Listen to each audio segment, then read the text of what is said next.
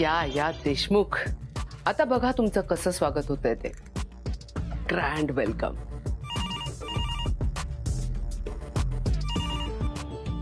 Hello.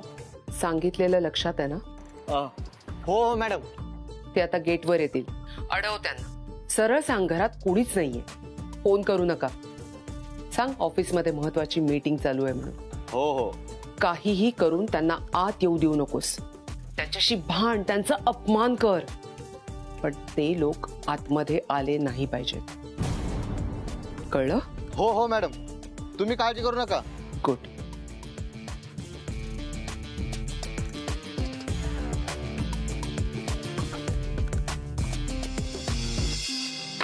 हो. कोण तुम्ही? आम्ही देशमुख, गुळपोळीवरून आलोय. अदितीकडे. अदिती करमरकर. आदिती मॅडम तर नाहीत घरी, मीटिंगला गेलेत. माहिती आहे आम्हाला. महालक्ष्मी मॅडमनी सांगितलं असेल, त्यांच्याकडे चालूय आम्ही. नाही, तसं काही सांगितलं नाही. बरं, ते आहेत का घरी? नाही, त्या ऑफिसला गेल्यात. मीटिंग आहे त्यांची. बरं ठीक आहे. आम्ही आतमध्ये बसून वाट बघू शकतो का? नाही नाही, तुम्हाला असं आत नाही सोडता येणार. पण असं कसं नाही सोडणार? हो, आमच्या बरोबर वयस्कर माणसं आहेत, लहान मुलं आहेत, त्यांना का असं रस्त्यावर उभं करणार का? मग मी काय करू साहेब? मी इथे नोकरी करतो. इथे सगळी श्रीमंत लोक राहतात. सिक्युरिटी नावाची काही गोष्ट असते का नाही? हा, तुम्ही असं गावाकडून बस घेऊन येणार आणि आम्ही काय आत सोडायचं का? साहेब एक मिनिट या इकडे. असं हो साहेब, या इथं उभे राहा. इथे या ना असे सर. हा हो, काय करताय तुम्ही? हो, काय करताय? हे बघा, आदिती मॅडम आणि महालक्ष्मी मॅडम जोपर्यंत येत नाही ना, तोपर्यंत काय मी तुम्हाला आत सोडू शकत नाही. हा, आणि असं गेट समोर नका उभे राहू. बरं, थोडं बाजूला उभे राहा. कुठून आलेत काय माहिती? कुठून आलो म्हणजे? त्यांनीच आम्हाला इथे बोलवलंय. आणि तुम्हाला माहित नसेल ना, तर माणूस म्हणून तरी नीट बोला. हो, मी का बोलत बसू तुमच्याशी? हे बघा, मी माझं काम करतोय. खूप येतात असे तुमच्यासारखे श्रीमंत लोकांच्या बंगल्यात ही ती ओळख दाखवून त्यांना लुबाडायला. काय बोलताय तुम्ही? कुणाशी बोलताय कळताय का? आमच्या गावात कुणालाही मदतीची गरज लागली तर आमचे तात्या आमच्या घरातले पुढचा मागचा विचार न करता मदतीला धावून जातात. आणि आम्हाला तुम्ही लुबाडणारे म्हणताय? आम्ही इमानदारीने कष्ट करतो आणि इमानदारीने खातो. हाडाचे शेतकरी आहोत आम्ही. हे बघा, तुम्ही कोणी पण असाल, हे मला नाही का ऐकून दाखव काय. आणि एवढे मोठे आहात तुम्ही, तर मग आमच्या मालकाने तुमच्याबद्दल मला कसं काही सांगितलं नाही? नक्की ओळखता ना त्यांना तुम्ही? का आदिती मॅडम आणि महालक्ष्मी मॅडम यांचं नाव सांगून त्यांच्या घरात घुसणारे भुरटे आहात? तोंड सांभाळून बोला. एवढंच असेल ना तर त्यांना फोन करून विचारा त्यांनी बोलवलंय का नाही ते. आम्ही नोकर माणसं आहे, आमचा फोन नाही उचलणार ते. तुम्ही मोठी माणसं, तुम्ही त्यांना चांगलं ओळखता. मग तुम्हीच लावा ना फोन.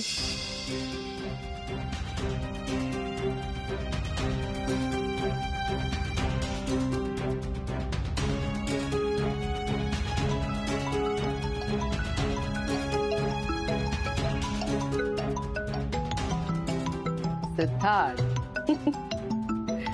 असं झालं पाहिजे स्वागत. माझी मुलगी हवी आहे का? काय झालं? नाही लागत ना?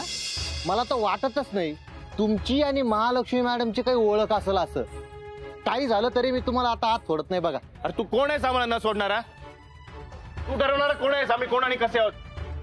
गपचूप गेट उघड, नाहीतर गेट तोडून टाकीन. हो, हे बघा, तुम्ही धमकी देऊ नका. आणि तू आमचा अपमान करतोय, आमच्यावर आरोप करतोय, ते आम्ही ऐकून घ्यायचं काय? सिद्धू तू आधी शांत हो. अरे तू त्यांना का बोलतोयस? ते त्यांचं काम करतायत. हरकत नाही, तुमचं काही चुकलेलं नाहीये. आम्ही थांबतो इथेच. हो, पण आपण का थांबायचं? आणि तुम्ही का थांबवताय? ते काय नाही, हा असं ऐकणार नाही. सिद्धू, खबरदार हात उचलशील तर बोलणार नाही कधी तुझ्याशी. अरे मारामारी करून प्रश्न मिटतील का वाढतील रे? तू त्याला मारलं, त्याला काही झालं तर तुझाच त्रास वाढणार आहे ना? मला त्रास झाला तरी चालेल, पण माझ्या घरच्यांना झालेला त्रास मी सहन करून घेणार नाही.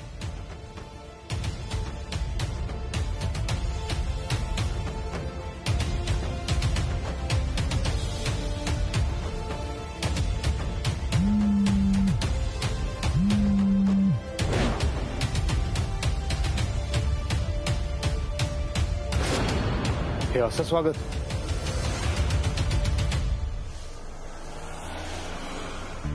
मिस अदिती, आपण जर या प्लॅन नुसार गेलो तर तुमच्या मॉलमध्ये नक्कीच प्रॉफिट होऊ शकतो आणि त्याचा आपल्याला इतर बिझनेसला सुद्धा फायदा होऊ शकतो. अरे dad, Rishabh, Milind, welcome. Mister Mehta, I am sorry, I am disturbing you, but मला अदितीशी महत्वाचं बोलायचंय, सो कॅन आय?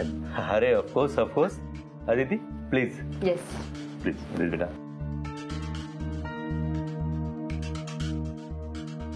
डॅड, काय झालं? तुझं बाहेर का बोलावलंस? बेटा, तू का मीटिंग अटेंड करतेस? मॉमला दुसरी मीटिंग अटेंड करायची होती आणि तू सुद्धा बिझी होतास. तू काय ऐकलंस तिचं? ऍटलिस्ट मला एक फोन करायचा ना. बघ, तुला माहितीये ना, सिद्धार्थची फॅमिली फर्स्ट टाइम आपल्याकडे येते. आय नो मला कळतंय. ही मीटिंग संपली की मी लगेच निघणार आहे. तिथे बेटा, अगं देशमुख फॅमिली सगळी पोहोचली तिथे. काय? हो डॅड, पण ही मीटिंग खूप इम्पॉर्टंट डील आहे. आपला नवा बिझनेस ह्याच्यावरच डिपेंड करतो. बेटा आदिती, तू जाऊ शकतेस. ही मीटिंग मी अटेंड करतो. कंटिन्यू होणार ती. You can go. थँक्यू. मी मिस्टर मेहतांशी बोलून घेते. हो, चल carry on.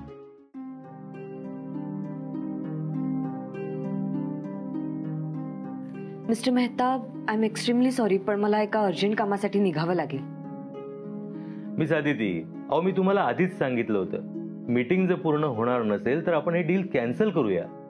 Mister Mehta, don't वरी, मी आलोय ना आता. किंवा ही मीटिंग मी पुढे अटेंड करणार. तुम्ही स्वतः जर ही मीटिंग अटेंड करत असाल तर मग काही प्रॉब्लेमच नाहीये. मिस अदिती, तुम्ही जाऊ शकता. Thank you dad. लवकर जा. या महालक्ष्मीला तोंडावर पाडणारे मी. हे लग्न हो किंवा न हो, काहीही झालं तरी मी माझ्या आदितीच्या नजरेतून पडणार नाहीये.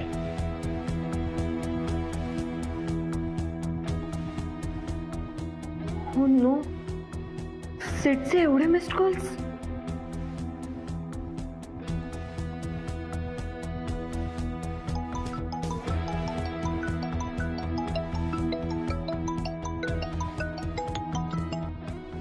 कुठे आहेस तू? सिड, मी सांगितलं होतं ना तुला, मला एक मीटिंग अटेंड करायची आहे. तुम्हाला हे पण सांगितलं होतं की तुझ्या मॉमने सगळी सोय केली आहे म्हणून. इथे साधा तुमचा वॉचमॅन आम्हाला आत पण घेत नाहीये. काय? तो भांडतोय आमच्या बरोबर, संशय घेतोय आमच्यावर, म्हणतोय खोटी ओळख दाखवून तुम्ही इथे लुबाडायला आलायत. काय? तू फोन दे त्याला. हे बघ, मला त्याचं तोंड पण बघायचं नाहीये. त्यापेक्षा तू इथे लवकर ये. अगं अदिती, तात्या बयोची पासून सगळे इथे रस्त्यावर उभे आहेत ग. एवढे प्रवास करून आले, थकलेत सगळे, आणि इथे येऊन हे सगळं. हे बघ अदिती, माझ्या घरच्यांना त्रास जायला मी सहन करू शकत नाही. सिड, खरंच सॉरी, पण मला काही कळतच नाहीये. मॉम तर म्हणाली होती. बरं, मी विचारते तिला, थांब. मी तुझ्या मॉमला फोन केला होता, त्या फोन उचलत नाहीयेत. आणि हो, मोठ्या बाईने सुद्धा सुरेखा मावशींना फोन केला होता, त्याही फोन उचलत नाहीयेत. मॉम तर एक मीटिंग अटेंड करणार होती, ती मीटिंग मध्येच असेल, पण सुरेखा मावशी सुद्धा फोन उचलत नाहीये. सिड, आय एम एक्स्ट्रीमली सॉरी, मी लगेच निघते इथनं. तू लवकर आहे, सगळे वाट बघतायत. आणि हो, एवढं सगळं होऊन सुद्धा कोणी काही तक्रार करत नाहीये. फक्त तात्यांमुळे सगळे शांत आहेत. तात्यांना फोन दे ना सिड, मला त्यांना आत्ताच सॉरी म्हणायचंय. बर तात्या, इकडे ना जरा. का रे? आदितीचा फोन आहे, तिला तुमच्याशी बोलायचं. बर. हा बोल सोनबाई. तात्या खरंच सॉरी. मला मॉम म्हणाली होती की ती तुमची सगळी सोय करेल, म्हणून मी मीटिंगला यायला तयार झाले. नाहीतर मी घरीच थांबणार होते. इनफॅक्ट मी घरीच थांबायला हवं होतं. एवढं कळत होतं ना तुला, मग गेलीसच का तू? ते काही नाही, आम्ही आत्ताच्या आता परत निघालोय गुळपोळीला. तात्या प्लीज असं नका करू. आता काहीही ऐकायचं नाही मला. आम्ही जसे आलो ना तसं परत निघालोय. तात्या, आणि पुन्हा येऊ ना तेव्हा वरात घेऊनच येऊ. तात्या प्लीज असं नका करू. अगं वरात घेऊन येतो म्हणालो मी. तात्या, अगं गंमत करत होतो मी. तुझा काहीतरी महत्वाचं काम असेल म्हणूनच गेली असशील ना तू. तात्या पण मॉम कुठे राहिली काय माहित. तिने सांगितलं असणार तुम्ही येणार आहात ते, पण तरी सुद्धा. अगं मुद्दाम कोण कशाला करेल असा त्रास द्यायला. अडकले असतील कामात, राहिलं असेल सांगायचं. पण तुम्हाला त्रास होतोय त्याचं काय. सिडने सांगितलं मला सगळं. तात्या खरंच सॉरी. सुनबाई सुनबाई सुनबाई, अगं तू शांत हो, वाईट वाटून घेऊ नकोस. हे आमचा सिद्धू आहे ना, हा जरा चिडका आहे, पटकन चिडून जातो. तू काळजी करू नकोस, आम्ही सगळे व्यवस्थित आहोत. तुझं काम आटोप आणि ये. मी लगेच निघते. सावकाश ये, घाई करू नकोस. सिद्धूला देतो फोन. आणि काय रे गधड्या, तिला एवढं काळजीत कशासाठी टाकलेस तू. हा रडायला लागली ना ते. बोल तिच्याशी जरा. काय हा आदिती. सिड मी लगेच येते तिथे. तोपर्यंत सगळ्यांची प्लीज काळजी घे. आदिती तू रडू नको, शांत हो, अजिबात टेन्शन घेऊ नकोस. आम्ही थांबलो इथे आणि सावकाश आहे. हो बाय.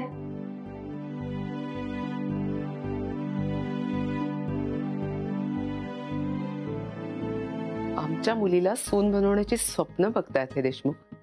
एवढं सोपं नाही आहे. आणि मी तर हे लग्न मोडेपर्यंत स्वस्थ बसणार नाहीये. इथे मी स्वतः डिवोर्स घेतेय, तर हे लग्न मोडायला आता फार अवकाश नाहीये. मॅडम बोल. मॅडम माझा फोन द्या ना. विहीणबाई फोन करत होते. कोण विणबाई? त्या सिद्धार्थच्या आईला तू विणबाई म्हणतेस? कोणत्या हक्काने? तो हक्क माझा आहे आणि मी तर अजून त्यांच्याशी कोणतंच नातं जोडलेलं नाहीये. सिद्धार्थ आणि अदितीचं लग्नही व्हायचंय अजून. पण मला वाटतंय इतका त्रास सहन करून ते स्वतःच आता हे लग्न मोडतील. मॅडम खूप वेळ झाला. ती माणसं कधीची दारात उभी. तुला का पुळका येतो एवढा त्यांचा? तुला पगार कोण देतं ग? मी सांगेन तेवढंच ऐकायचं. ते लोक इथे आल्यावर एक अक्षर जरी बोललीस ना, किंवा सिद्धार्थ आणि अदितीला यातली एकही गोष्ट कळली तरी तुला भीक मागायची पाळी आणेल. चल निघ. Madam phone. एकदा सांगितलेलं कळत नाही का तुला? चल निघ.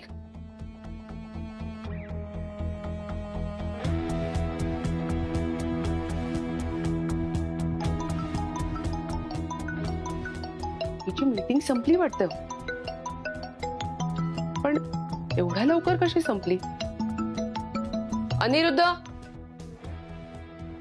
अनिरुद्ध. Yes ma'am. मी जे सांगितले ते सगळं लक्षात आहे ना? हो मॅम. गुड. तू तयार राहा आता. मी जे जे करेन ते फक्त बघत राहायचं. मला एक अक्षरही नकोय तोंडातून, कळलं? Yes ma'am.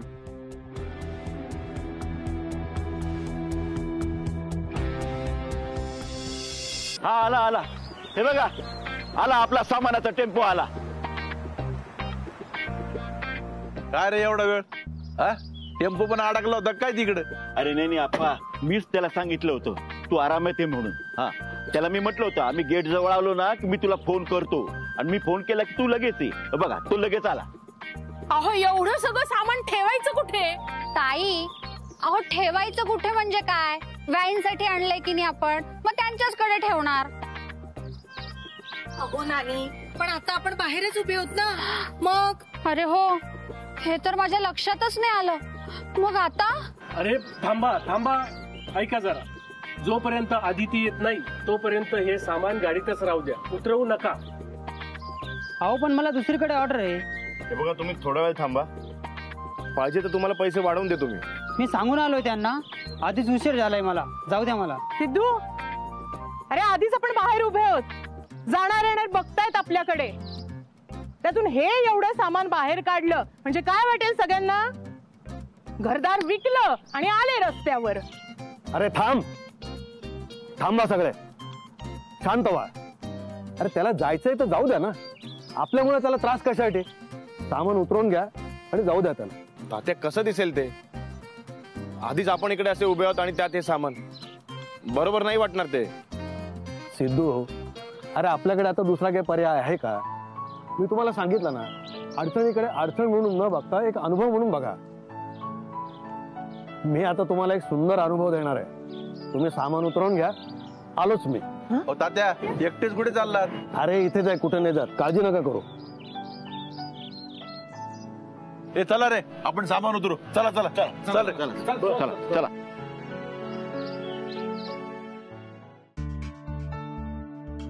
अजून किती वेळ लागेल? मॅम अजून अर्धा तास लागेल.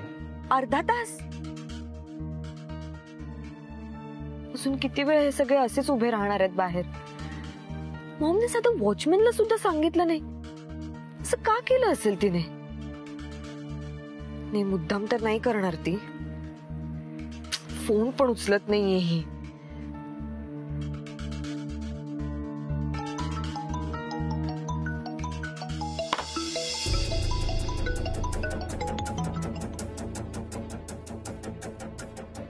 बोल बेटा. मॉम कुठे आहेस तू? ते सगळे पोहोचलेत तिकडे, गेटवर तात्काळ उभे आहेत. वॉचमॅन आत घेत नाहीये त्यांना. काय चाललंय हे सगळं? व्हॉट?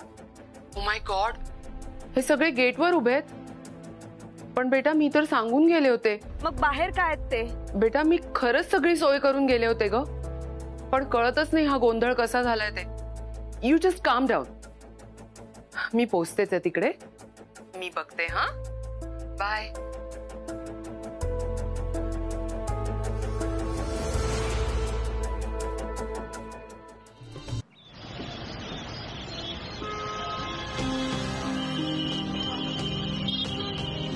तात्या, सगळ्यांनी सगळं सामान उतरून घेतलंय.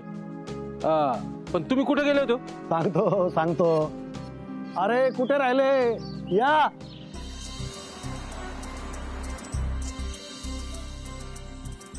अहो तात्या काय? अरे इथे थांबून त्रास होत होता ना आपल्याला, कंटाळा आलेला होता ना. अरे आपले व्याही आणि आदिती येत नाही ना, तोपर्यंत मजा करू ना आपण. अरे पाणीपुरी खाण्या इतकं सुख नाही दुसरं. आणि कसं ऊनही तापलेलं आहे, आईस्क्रीम खाल्लं की थकवाही जाईल. अरे बघत काय उभे राहिलात, तुटून पडा. चलत चलत चलत.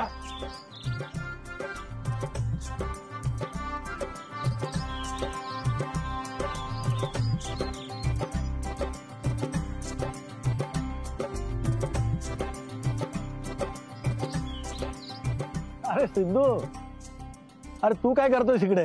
ये.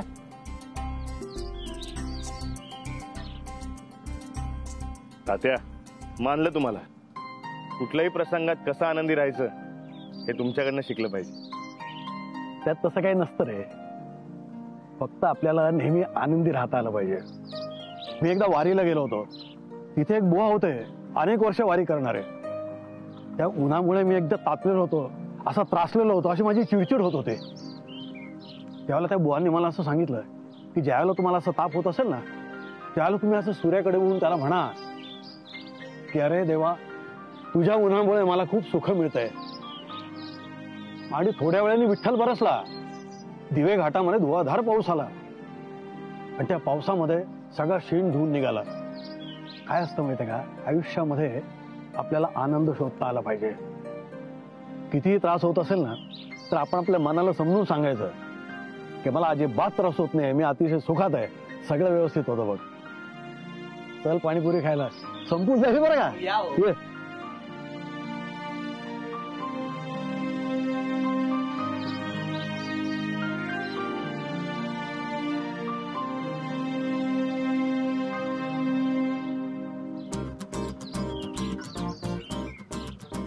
वॉचमन दादा, आम्ही तर आत येऊ शकत नाही, पण तुम्ही तर बाहेर या. अहो नाही, नको नको. अहो एक प्लेट घ्या. अहो नको नको. अहो या या या. नको. अहो या बाहेर या. अहो काय पण लागलं? अहो या या. अहो नको. अहो या. हो काय घ्या.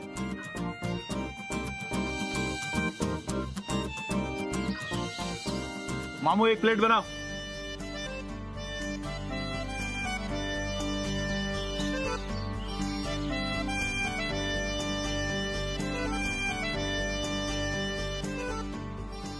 खरंच किती गोड आणि छान कुटुंब आहे माझं.